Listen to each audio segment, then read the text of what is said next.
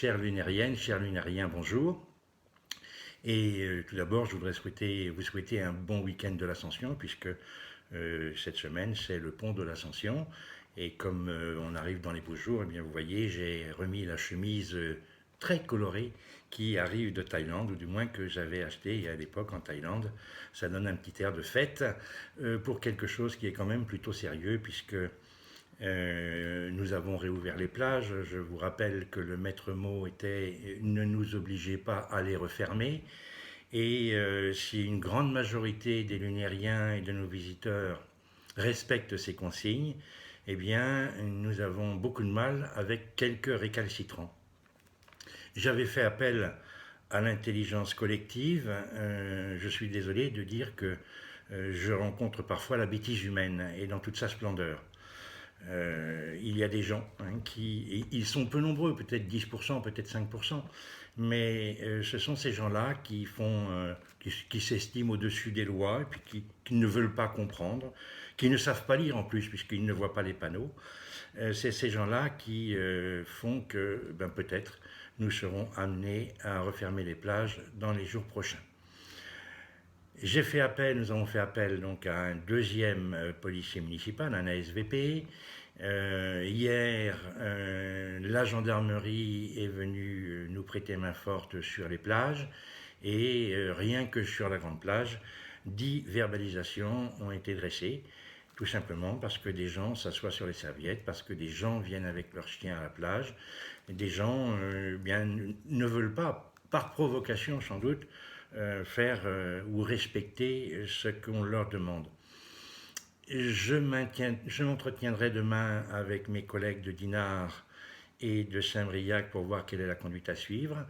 Je ne sais pas quelle sera la position de la préfète au vu des observations qui auront été menées par la gendarmerie tout ce long week-end d'Ascension.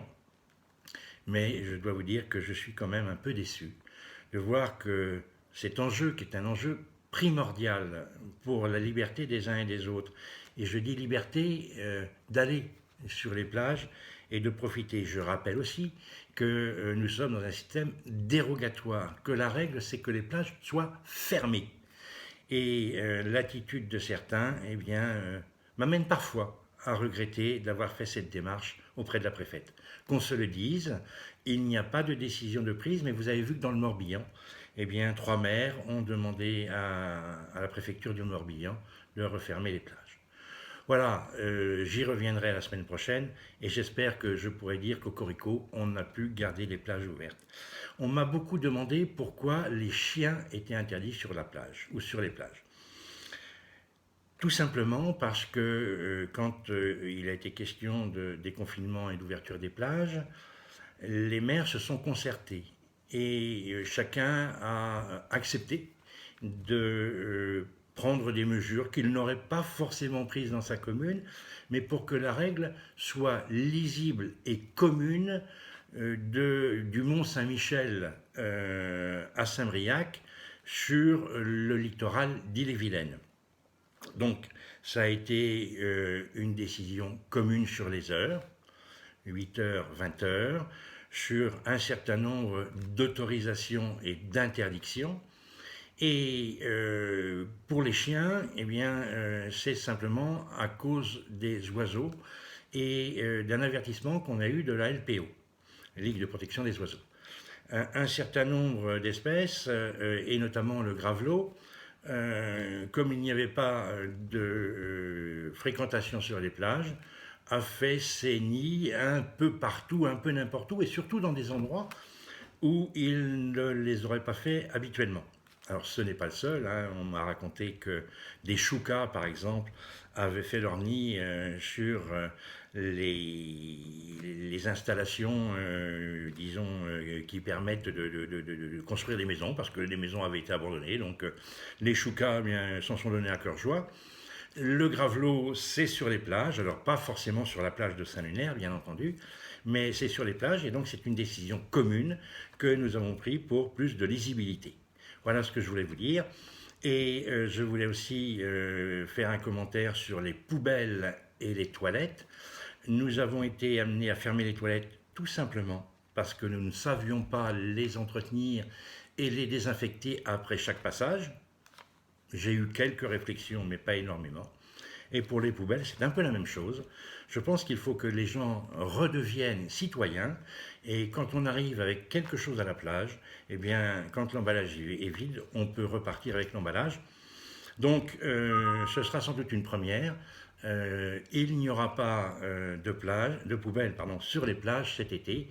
Et bien sûr, les toilettes seront ouvertes dans la mesure où on saura les désinfecter. Voilà ce que je voulais dire sur l'ouverture des plages.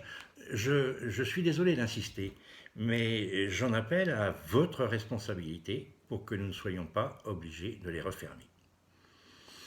Deuxième point que je voudrais aborder avec vous, ce sont les écoles. Alors là, les écoles, ça s'est très bien passé. Nous avions une réunion mercredi dernier pour tirer un premier bilan de l'ouverture avec le directeur de l'école François Renaud, les différents services, 2 parents d'élèves. Je peux vous dire que les parents d'élèves, ils sont ravis d'avoir pu confier la garde de leur chérubin à l'école. Parfois, on s'aperçoit que, effectivement, c'est pas facile d'être enseignant, et surtout quand on n'y est pas préparé. Il y a quelques parents qui ont poussé un ouf de soulagement. Tout ça pour vous dire que ça s'est très bien passé, aussi bien à la cantine qu'à la garderie, et que des parents qui avaient décidé de ne pas mettre leurs enfants, eh bien, maintenant demandent s'ils peuvent réintégrer l'école. C'est plutôt encourageant pour nous.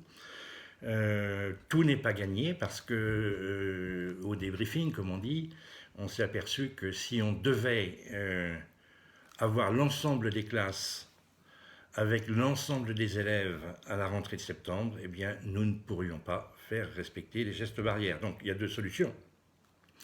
Ou le coronavirus aura disparu et la pandémie se sera calmée, et à ce moment-là, on aura une rentrée normale. Si tel n'est pas le cas et s'il faut respecter les gestes barrières, je crains fort que nous ne puissions accepter tous les élèves, mais on a le temps de voir d'ici là. Les enfants ont été sevrés d'un certain nombre d'activités, notamment un voyage à Paris pour les CM2. Alors, pour les CM2, le voyage à Paris, c'est le Graal. Eh bien, le voyage a été annulé et nous réfléchissons avec les services à leur faire un cadeau parce qu'ils le méritent bien. Puis la mer est tellement belle. On va voir avec le Yacht Club pour organiser des séances de voile qui étaient prévues. Elles ne pourront se faire sur le temps scolaire, tout simplement parce qu'il y a 2 groupes pendant 2 jours. Donc ça s'adresserait aux enfants qui doivent rester chez eux. Et ce serait organisé par la mairie, donc pour que les enfants de CM2 puissent avoir des cours de voile et éventuellement des cours de poney. Voilà ce que je voulais vous dire pour l'école. Je peux aussi vous parler du marché. Donc le marché s'est bien passé dimanche dernier, même si on a tous tendance, moi le premier d'ailleurs, c'est tellement agréable de voir des gens et de se rapprocher d'eux pour leur parler, et puis on a envie de leur serrer la main, c'est ce qu'on fait d'habitude. Même si quelques commerçants ont du mal à faire respecter les gestes barrières, mais globalement, le bilan est satisfaisant. Nous avions dans le marché confiné 15 camelots. Là, nous sommes passés à 45. Et dimanche prochain, il y en aura peut-être une centaine, puisque tous les habitués du marché sont autorisés à revenir. Alors, on a pris un certain nombre de mesures. D'abord, le marché, il va trouver sa forme d'été. C'est-à-dire que la rue Alexandre Deveau et la rue des Tennis seront utilisées si besoin, parce que nous n'avons voulu mettre des étals que d'un côté de chaque rue. Donc on perd beaucoup de place par rapport à un marché où il y a 2 étals de chaque côté de la rue, mais c'est une mesure de précaution qui permet beaucoup de fluidité, beaucoup plus de fluidité. L'amplitude actuelle permettra de recevoir les marchands jusqu'au début de l'été, mais après on n'aura pas assez de place. Donc nous étudions la possibilité de mettre le boulevard Fluchon en marché sur un côté et de mettre également le boulevard des Caporniers au droit des tennis en marché d'un seul côté. Mais ce sont des réflexions que l'on a. En tout cas, vous pouvez aller au marché sans crainte. Tout va bien. Je voudrais aussi revenir sur les masques et encore dire grand merci à toutes nos bénévoles qui nous ont fabriqué, je ne dis plus 1800, mais 1900 masques. Il nous en reste en stock et nous venons de recevoir la commande de 1000 masques que nous avions faite auprès de Saint-Malo Agglomération. Conclusion, il y a beaucoup de masques en stock et vous pouvez en demander à la mairie. On va sans doute refaire une distribution, on verra sous quelle forme. En tout état de cause, les lunériens n'auront pas manqué de masques. Donc je rappelle, 1900 plus 1000 que nous avons acquis et qui sont arrivés auprès de Saint-Malo Agglomération, plus 1000 que nous avons acquis auprès de l'Association des maires d'Ille-et-Vilaine qui vont arriver incessamment. Donc, n'hésitez pas, hein, nous avons des masques pour tout le monde. Et c'est vrai qu'à force de les laver, il se pourrait que quelques accidents d'élastique arrivent ou arrivassent. Je ne sais plus comment on dit. Quatrième nouvelle, et il y en a encore quelques-unes, hein, mais ce sont des nouvelles assez brèves. L'Office du tourisme, ou plutôt le Bureau d'information touristique, va ouvrir à nouveau à partir du 1er juin ou plutôt du 3 juin. Alors, nous nous sommes réunis, les maires concernés. Alors, on ne parle pas de la taxe de séjour qui va à la communauté de communes et dont le montant va être divisé par deux. Hein, c'est-à-dire qu'au lieu d'avoir environ 800 000 euros, eh bien, on pense avoir environ 400 000. C'est extraordinairement pénalisant pour la communauté de communes qui donne par une subvention à l'OTSI, hein, enfin l'Office du tourisme intercommunal, qui donne une subvention substantielle d'environ 800 000 euros.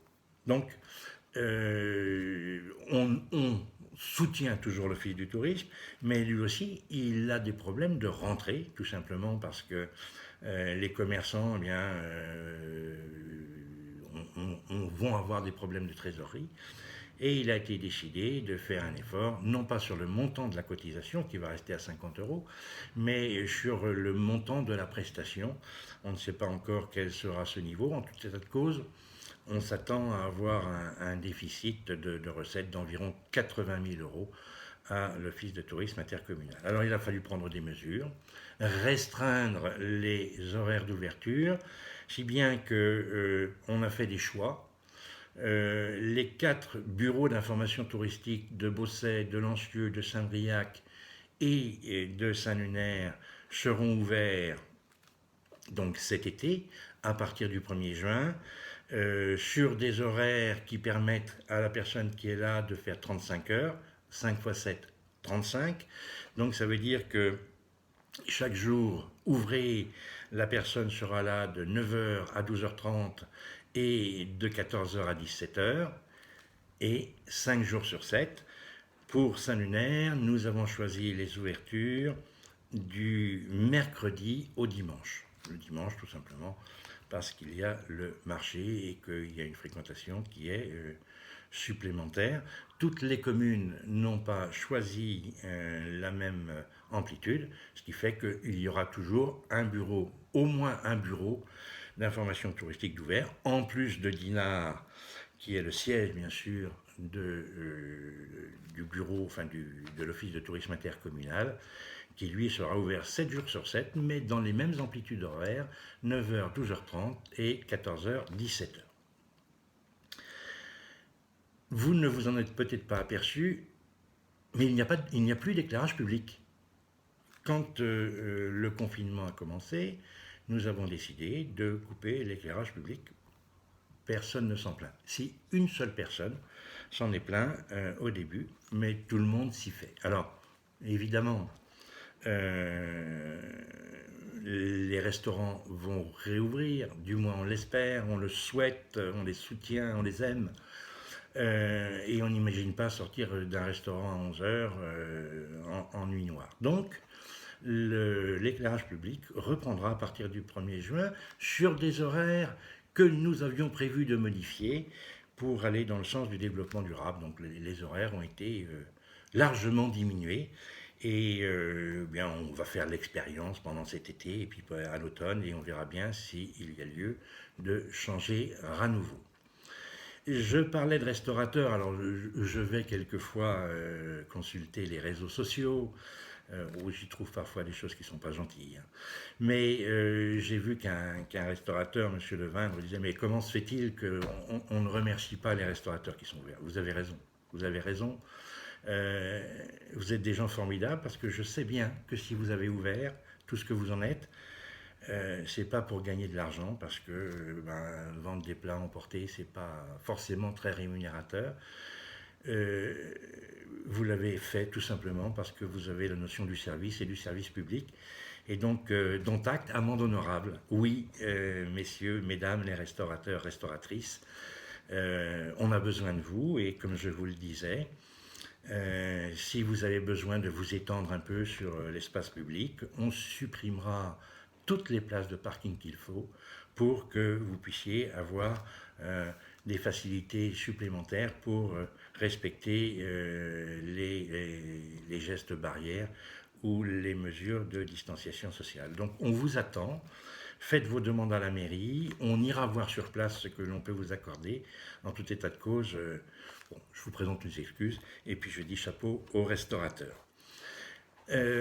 Dernier sujet que je voulais aborder, le conseil municipal. Vous avez élu le 15 mars une équipe municipale qui n'a pas pu officier, tout simplement parce qu'il fallait que le top départ soit donné par l'État. C'est fait. Depuis le 18 mai, les conseils municipaux sont installés. Nous avions entre 5 et 10 jours pour élire le maire, les adjoints et puis pour toutes les procédures. Nous avons choisi de nous réunir le 27 mai, c'est-à-dire mercredi prochain. Il faut respecter les mesures barrières, donc on ne pouvait le faire dans la salle de conseil tout simplement parce qu'il faut 4 mètres carrés par personne présente. Nous avons décidé de faire ce conseil municipal électif au Centre culturel Jean Rochefort. Un siège sur deux, une rangée sur deux, ça donne des capacités de 45 personnes dans la salle. Nous avons souhaité inviter les journalistes, bien entendu, les anciens conseillers municipaux et j'en salue quelques-uns avec qui j'ai passé 18 années merveilleuses. La vieille garde, comme je l'appelle, mes compagnons.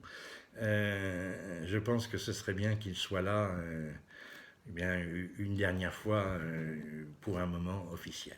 Et puis après, bien sûr, ils siégeront encore dans différentes instances puisque je ne compte pas leur permettre de prendre une retraite inactive. Donc, 45 places. On a invité aussi nos cadres, c'est normal, puisque c'est eux aussi dont on ne parle pas assez souvent et qui font, comme on dit, tourner la maison, quoi. Donc, il y aura quelques places pour des invités. Donc, les personnes qui souhaiteraient assister au conseil municipal, je ne garantis rien, mais peuvent téléphoner en mairie, s'inscrire, et puis on les prendra dans l'ordre d'inscription, si tant est qu'on ait des places, et on va recalculer tout ça le plus finement possible. Voilà ce que j'avais à vous dire pour aujourd'hui. Vous remercier parce que vous avez liké, comme on dit, de manière surprenante, je ne sais plus combien, c'est 130 ou 140 fois, mais ça fait toujours plaisir. Ça montre qu'on est regardé. Et puis, bien, je vais reprendre le chapeau de paille parce que c'est quand même important, mais c'est la dernière fois, puisque dimanche prochain, nous remettons avec mon frère notre bateau à l'eau, et donc j'aurai la casquette de marin qui me va certainement mieux que le chapeau de paille. Voilà ce que je voulais vous dire. Je vous rappelle, chers amis lunériennes et lunériens, qu'on vous aime, et ça, c'est sincère.